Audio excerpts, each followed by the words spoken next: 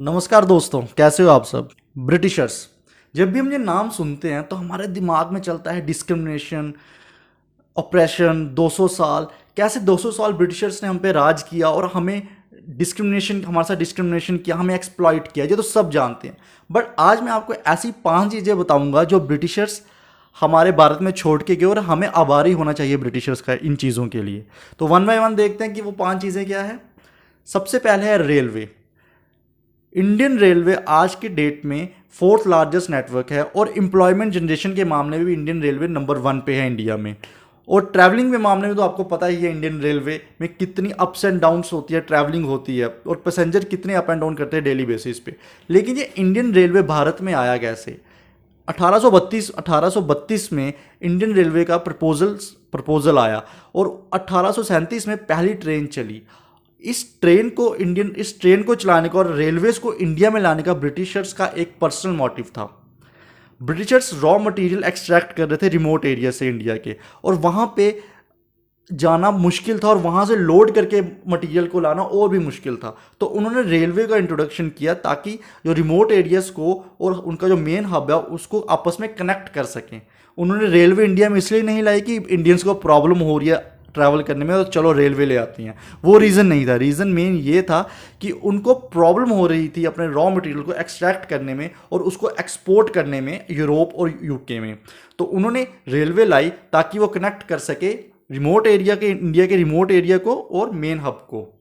तो ये main motive था रेलवे को भारत में लाने का। लेकिन उसके बाद रेलवे ने जो प्रोग्रेस की है वो हम सब जानते हैं। एम्प्लॉयमेंट जनरेशन में भी सबसे आगे है, ट्रैवलिंग में भी सबसे आगे है और फोर्थ लार्जेस्ट नेटवर्क है। तो ये पहला इंपॉर्टेंट चीज़ थी जो ब्रिटिशर्स हमें देके गए। दूसरी चीज़ हमें ब्रिटिशर्स देके गए वो थे abolition of Sati. Sati system एक ऐसी प्रथा थी जिसमें अगर हस्बैंड की डेथ हो जाती है तो वाइफ को भी क्रिमेशन बेड पे जाना पड़ता है और अपनी जान देनी पड़ती थी। ये इतना ड्रैकोनियन लॉ था कि इसके खिलाफ बहुत सारी आवाज़ें उठी और जो मेन आवाज़, जो इम्पोर्टेंट, जो फेमस आवाज़ थी वो थी राजा राम मोहन रॉय की। उन्होंने इस पे इतनी बगावत की, इवन जो उनकी अपनी सोसाइटी थी, उनकी अपनी माँ थी, उन्होंने उनको बायकॉट कर दिया। क्योंकि उस टाइम ये माना जाता था कि अगर कोई हमारे ट्रेडिशन में इंटरफेयर कर रहा है तो वो हमारा दुश्मन है, वो हमें अपनी तरह बनाना चाहता है, हमारे ट्रेडिशन को, हमारे रिलीजन को ख़त्म करना चाहता है। तो तब ये मानसिकता थी। तो जब ब्रिटिशर्स या कोई और इंसान इन रूल्स को अबॉलिश करने की कोशिश करता था तो जो नेटिव्स थे वो उसके अगेंस्ट हो जाते थे। इवन 1829 में विलियम वेंटक ने एक रूल पास किया जिसमें सती सिस्टम को ऑफेंस बना दिया गया। मतलब अगर कोई सती सिस्टम परफॉर्म करता हुआ पकड़ा गया तो उसे जेल हो सकती थी। तो ये 1829 में सती एक्ट आया। इंपॉर्टेंट चीज़ है वो है नेशनलिज्म। नेशनलिज्म भी ब्रिटिशर्स की ही देन है।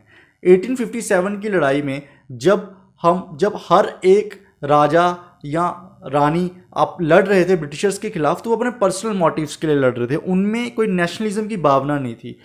रानी लक्ष्मीबाई अपने राज्य के लिए लड़ रही थी, तांते तो अपने राज्य के लिए लड़ रहे थे, बहादुर शाह मुगल एम्पीरियर बनना चाहते थे भारत के, वो इसलिए लड़ रहे थे। कोई मेन एक मोटिव नहीं था लड़ने का, कोई नेशनलिज्म की भावना नहीं थी। और इसी चलते नेशनलिज्म की ना होने के कारण तभी हम 1857 की रिवॉल्ट हारे हैं। नेशनलिज्म जो इंडिया में आया वो 1860 के बाद आया, क्योंकि 1860 के बाद जो ब्रिटिशर्स का जो ड्रैकोनियन फेज था, जो उनका डिस्क्रिमिनेशन पॉलिसीज थी, वो चेहरा सामने आया।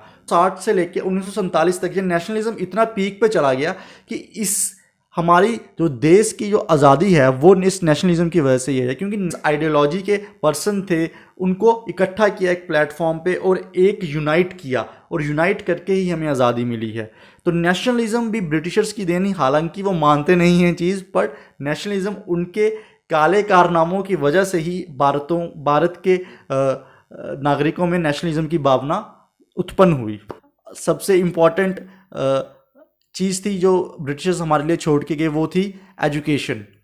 इंग्लिश एजुकेशन थॉमस मैकलॉय की कमेटी ने इंडिया में इंट्रोड्यूस की। इससे पहले वर्नाकुलर लैंग्वेजेस में शिक्षा दी जाती थी, संस्कृत, पर्शियन, अरेबिक या और रीजनल लैंग्वेजेस में दी जाती थी। कोई एक कॉमन लैंग्वेज नहीं थी जिससे कनेक्ट कर सकें सब।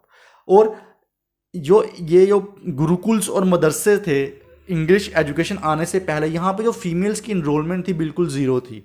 जैसे ही थॉमस मैकलॉय कमेटी आई, उसके बाद जब English education, western education Bharat में आई, तो जो फीमेल्स की जो इनरोलमेंट थी वो भी बढ़ी। इतनी इम्प्रूव नहीं हुई बट थोड़ी सी बढ़ी। और इस एजुकेशन ने हमारी मिडिल क्लास को इतना अपराइज कर दिया कि आगे चल के इसी मिडिल क्लास ने रेवोल्यूशंस किए, नेशनलिज्म सब जगह फैलाया और हमें आज़ादी दिलवाई इसी मिडिल क्लास ने। और वो क्यों हुआ? क्योंकि वो एजुकेटेड थे। हालांकि इंग्लिश को भारत में लाने का भी एक पर्सनल बेनिफिट था ब्रिटिशर्स का। ब्रिटिशर्स की जो कंपनीज थी, जो काम थे, जो ऑफिस थे इंडिया में, वो मोस्टली इंडियंस करते थे। जो मतलब जो सबॉर्डिनेट पोजीशंस पे थे वो इंडियंस थे। अब इंडियंस को अपनी तरह बनाने के लिए उन्होंने इंग्लिश इंट्रोड्यूस की, क्योंकि ब्रिटिशर्स को हिंदी तो आती नहीं थी। तो उन्होंने सोचा कि हम क्यों हिंदी सीखे, हम इन्हीं को इंग्लिश सिखाते हैं। तो उन्होंने इंडिया में इंग्लिश सिखाना शुरू की, ताकि जब वो मिडिल क्लास या कोई भी नेटिव इंग्लिश सीखे तो वो ब्रिटिशर्स की एडमिनिस्ट्रेशन में उनकी हेल्प करे, उनके एडमिनिस्ट्रेशन को इंडिया में और ब्रॉड करने के लिए उनकी हेल्प करे। तो ये पर्सनल बेनिफिट था इंग्लिश को इंडिया में लाने के लिए। जो अगली चीज़ जो ब्रिटिशर्स ने हमें दी है, जो आज तक चल रही है, वो है यूपीएससी। यूपीएससी से पहले इसका नाम होता था FPSC, federal public service commission. या 1926 में इसका नाम फेडरल पब्लिक सर्विस कमीशन बनाया गया। ये mainly ICS, imperial civil servants को रिक्रूट करती थी, जो कि आज की डेट में आईएएस हैं। 1947 के बाद इसका नाम चेंज करके यूपीएससी रख दिया। और हम सब जानते हैं कि यूपीएससी आज की डेट में टॉप माइंड्स ब्यूरोक्रेट्स को रिक्रूट करता है हमारे देश के लिए, और इस देश की डेमोक्रेसी को चलाने के लिए इन ब्यूरोक्रेट्स का बहुत बड़ा हाथ है। लेकिन ये जो यूपीएससी जब एफपीएससी होती थी, तब इसमें जो रिक्रूटमेंट्स होती थी वो बहुत बायस तरीके से होती थी। जैसे आज की डेट में अगर कोई भी पॉलिटिकल पार्टी इलेक्शन से पहले कोई मैनिफेस्टो तैयार करती है, तो उसमें वो कुछ कॉमन चीज़ें दिखती हैं जो हर पॉलिटिकल पार्टी ने लिखी होती है। सपोज पेट्रोल की रिडक्शन, हर पॉलिटिकल पार्टी अपने मैनिफेस्टो में लिखती है कि पेट्रोल रिड्यूस होना चाहिए, जब हम सत्ता में आएंगे हम पेट्रोल का दाम रिड्यूस करेंगे। हालांकि ऐसा होता नहीं है। वैसे ही उस टाइम जो पार्टीज थी, जो रेवोल्यूशनरी पार्टीज थी या जो पॉलिटिकल पार्टीज थी, वो उनका जो मेन मैनिफेस्टो का जो कॉमन पॉइंट होता था, आईसीएस की एज है वो बढ़ाई जाए। बट ब्रिटिशर्स उसका उल्टा करते थे, वो उसकी एज को कम कर देते थे। इसका रीज़न ये था कि एज होती थी 19 साल, जो ब्रिटिशर्स करते थे। अब एक इंडियन के लिए 19 साल में लंदन जाके पढ़ाई करना, क्योंकि उस समय आईसीएस को अगर क्लियर करना होता था तो आपको लंदन जाके इसकी पढ़ाई करना पड़ती थी। अब एक इंडियन के लिए 19 साल में लंदन जाके इसको पढ़ना, फिर आके एग्ज़ाम को क्लियर करना बहुत डिफिकल्ट था। तो इसलिए हमारे जो नेशनलिस्ट लीडर्स थे उस टाइम के, उन्होंने कहा कि इसकी एज को बढ़ाया जाए। हालांकि ये भी ब्रिटिशर्स ने एज को कम अपने पर्सनल बेनिफिट्स के चलते हुए किया था, क्योंकि वो चाहते थे कि कम से कम इंडियन एडमिनिस्ट्रेशन में आए। ये थी 5 चीज़ें जो जिस पे हमें आभारी रहना चाहिए ब्रिटिशर्स का। हालांकि ब्रिटिशर्स अपनी ड्रैकोनियन पॉलिसीज़ के लिए जाने जाते हैं, बट ये कुछ चीज़ें थी, जो 5 चीज़ें थी जिसके लिए ब्रिटिशर्स को हमें थैंक यू करना चाहिए। तो चलिए आज का वीडियो यहीं ख़त्म करते हैं। और एक और बात जाने से पहले, अगर आप नॉवल पढ़ना आपको पसंद है तो मैं एक ऑथर भी हूँ। नीचे आपको एक बुक फ्लैश हो रही होगी। अगर आपको नॉवेल्स, इंग्लिश नॉवेल्स पढ़ना पसंद है तो ये अमेजन पे जाके आप बाय कर सकते हैं। नीचे डिस्क्रिप्शन में आपको लिंक दे दूंगा। चलिए फिर वीडियो ख़त्म करते हैं। Bye bye.